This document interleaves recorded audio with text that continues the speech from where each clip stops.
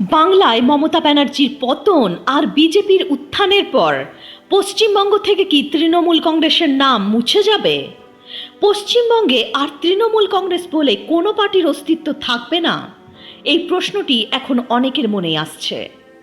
আসলে যদি আমরা পশ্চিমবঙ্গের রাজনীতির ইতিহাস দেখি, তাহলে পশ্চিমবঙ্গের রাজনীতিতে আমরা একটি বিশেষ প্যাটার্ন বা ধরন দেখতে পাবো। পশ্চিমবঙ্গ এমন একটি অদ্বিতীয় রাজ্য যেখানে রাজনৈতিক ইতিহাস যা অবাক করা একটি প্যাটার্নকে ফলো করে। এখানে যদি একটি পার্টি একবার ক্ষমতা থেকে সরে যায়, তাহলে তার দ্বিতীয়বার ফিরে আসা অসম্ভব হয়ে যায়। তাতে তা কংগ্রেস হোক বা বামফ্রন্ট হোক, বাংলার ইতিহাস বারবার এই ট্রেন্ডকে ফলো করে। 2026-এর ভোটের ফলাফলের পর অনেকেই বলছেন যে এবার টিএমসি অর্থাৎ তৃণমূল কংগ্রেসও হারিয়ে যাবে। এই ভোটে বিজেপি 207টি সিট পেয়েছে আর তৃণমূল 80টি সিট পেয়েছে। স্বাধীনতার পর থেকে 1970 সাল পর্যন্ত এখানে কংগ্রেসের রাজত্ব ছিল। তারপর বামপন্থী দল জন আন্দোলন করে সেই ক্ষমতা কেড়ে নেয়, আর কংগ্রেসের বিদায় এমনভাবে হয় যে আজ অবধি কংগ্রেস ক্ষমতায় ফিরে আসতে পারেনি। এরপর 1977 সাল থেকে 2011 পর্যন্ত অর্থাৎ 34 বছর বামফ্রন্ট সরকার এখানে ক্ষমতায় ছিল, যাকে পৃথিবীর সব থেকে দীর্ঘ ডেমোক্রেটিক ইলেক্টেড কমিউনিস্ট গভর্নমেন্ট মানা হয়। 2011 সালে মমতা ব্যানার্জির নেতৃত্বে টিএমসি বামফ্রন্ট সরকারকে পরাজিত করে ক্ষমতায় আসে। তারপর বাম সরকারও দ্বিতীয়বার ক্ষমতায় আসতে পারেনি। 2021 সালের ইলেকশনে বামপন্থী দল একটি সিটও পায়নি।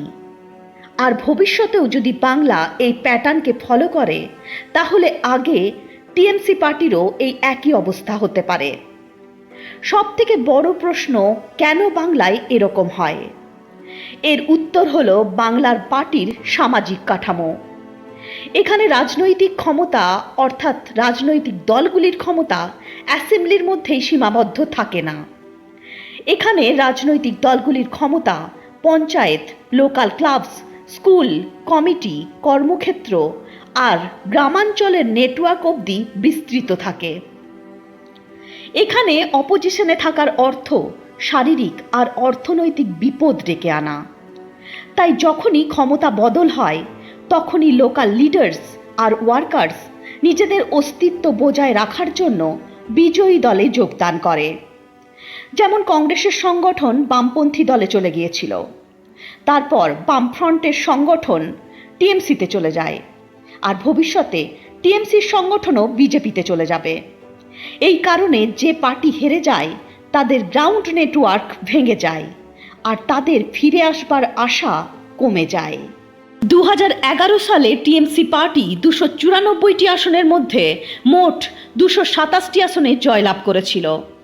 এর মধ্যে এককভাবে তৃণমূল কংগ্রেস 184টি আসনে জয়ী হয়েছিল। এই ঐতিহাসিক বিজয়ের মাধ্যমে পশ্চিমবঙ্গে 34 বছরের বামফ্রন্ট শাসনের অবসান ঘটেছিল। 2016 সালের পশ্চিমবঙ্গ বিধানসভা নির্বাচনে সর্বভারতীয় তৃণমূল কংগ্রেস এককভাবে 211টি আসন পেয়েছিল। এই জয়ের মাধ্যমে 294টি আসনের বিধানসভায় মমতা ব্যানার্জির নেতৃত্বাধীনে তৃণমূল কংগ্রেস নিরঙ্কুশ সংখ্যাগরিষ্ঠতা নিয়ে ক্ষমতায় ফিরেছিল।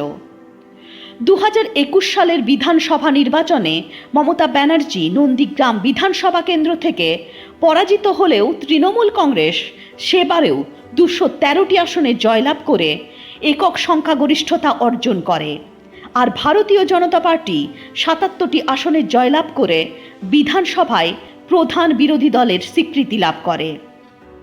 আর মমতা ব্যানার্জি তৃতীয়বারের জন্য মুখ্যমন্ত্রী হিসাবে শপথ গ্রহণ করেছিল। তাহলে 2026-এ এমন কি হলো যে বিজেপি 207টি আসনে জয়লাভ করে বাংলার মসনদে পদ্ম ফুল ফোটালেন? অনেকে বলছেন মমতা ব্যানার্জি ক্ষমতায় আসবার পরই সারদা কাণ্ড, রোজ ভ্যালি কাণ্ড, টেট কেলেঙ্কারি, একের পর এক সরকারের দুর্নীতি সামনে আসতে থাকে। সেই কারণেই মানুষ অন্য একটি বিকল্প সরকার গঠন করতে চেয়েছিল। অনেকে বলছেন রাজ্যে চাকরি শিল্প না থাকায় মানুষ হতাশ হয়ে পড়েছিল। শুধুমাত্র ভাতা দিয়ে জনগণকে শান্ত রাখার প্রয়াসই তাকে ভরাডুবি করেছে। অনেকে বলছেন রাজ্যে নারী নিরাপত্তা বলে কিছু ছিল না। নারী নিরাপত্তা নিয়ে নানা ঘটনা সামনে এলেও সরকার তার বিরুদ্ধে কোনো ব্যবস্থা নেয়নি। আর এই কারণেই জনগণ তৃণমূল সরকারের বিরুদ্ধে তাদের রায় দিয়েছে। ভোটে হেরে যাবার পরও মমতা ব্যানার্জি জনগণের রায় মানতে নারাজ। তার বক্তব্য, তিনি ভোটে হারেননি। ভোট চুরি, ইভিএম মেশিনে কারচুপি, মানুষকে জোর করে বিজেপিতে ভোট দেওয়ানো ইত্যাদি নানা অভিযোগ তিনি করেছেন। ভারতবর্ষের ইতিহাসে প্রথমবার কোনো মুখ্যমন্ত্রী ভোটে হেরে যাবার পরও পদত্যাগ করেননি। ভোটে হেরে যাবার পর মুখ্যমন্ত্রীকে রাজ্যপালের কাছে পদত্যাগপত্র জমা দিতে হয়। আর তারপর নতুন মন্ত্রিসভা গঠিত না হওয়া পর্যন্ত তাকে তদারকি বা কার্যনির্বাহী মুখ্যমন্ত্রী রূপে রাজ্যের কার্যভার পালন করতে হয়। ভারতীয় সংবিধানের 164-র 1 নম্বর ধারায় বলা হয়েছে, মুখ্যমন্ত্রী ভোটে হেরে গেলে অথবা তার পার্টি সংখ্যাগরিষ্ঠতা হারালে মুখ্যমন্ত্রী যদি ইস্তফা না দেন তাহলে রাজ্যপাল মুখ্যমন্ত্রীকে তার পদ থেকে বরখাস্ত করতে পারে অথবা মন্ত্রিসভা ভেঙে দিতে পারে। আর তাই রাজ্যপাল মমতা ব্যানার্জিকে বরখাস্ত করে তার মন্ত্রিসভা ভেঙে দিয়েছেন। কিন্তু মমতা ব্যানার্জি কেন ইস্তফা দেননি? সত্যি কি ভোট চুরি হয়েছে? কমেন্টে অবশ্যই জানাবেন। ভিডিওটি ভালো লাগলে ভিডিওটি লাইক করে শেয়ার করতে ভুলবেন না। আরও এরকম ভিডিও দেখতে চ্যানেলটি সাবস্ক্রাইব করবেন। বলো রাধে রাধে, জয় শ্রীকৃষ্ণ।